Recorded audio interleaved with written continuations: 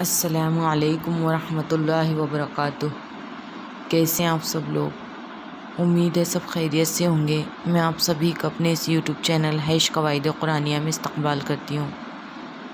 تو چلیے شروع کرتے ہیں۔ اعوذ باللہ من الشیطان الرجیم، بسم اللہ الرحمن الرحیم۔ رب اشرح لی صدری ویسر لی امری واحلل عقدۃ من لسانی یفقہوا قولی۔ رب یسر ولا تعسر وتمم بالخیر وبک نستعین یا فتاح رب زدنی علما۔ اللہم انی اسألک علما نافعا۔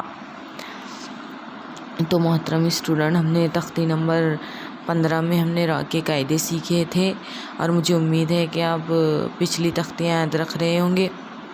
اور ہماری تختی ختم ہو چکی تھی، تختی نمبر 15، اور آگے ہے امالہ۔ ہم دیکھیں گے امالہ کیا ہے، اس کے میننگ کیا ہے، یہ کہاں ہوتا ہے اور کیسے ہوتا ہے، اس کے بارے میں آج ہم سیکھیں گے۔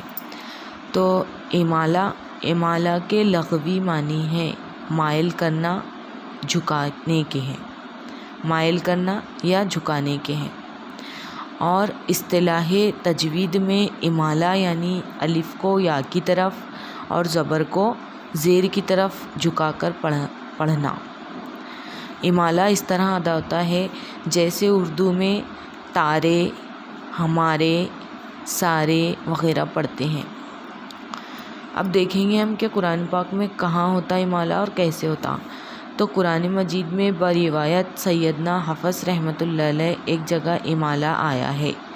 پارہ نمبر 12، سورت نمبر 11، سورہ ہود، اور رکوع نمبر 4 میں ہے۔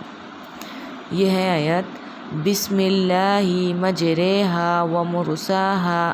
اب یہاں مجریہا کو یائے مجہول کی طرح مجریہا پڑھیں گے۔ مجریہا پڑھنا سخت غلطی ہے۔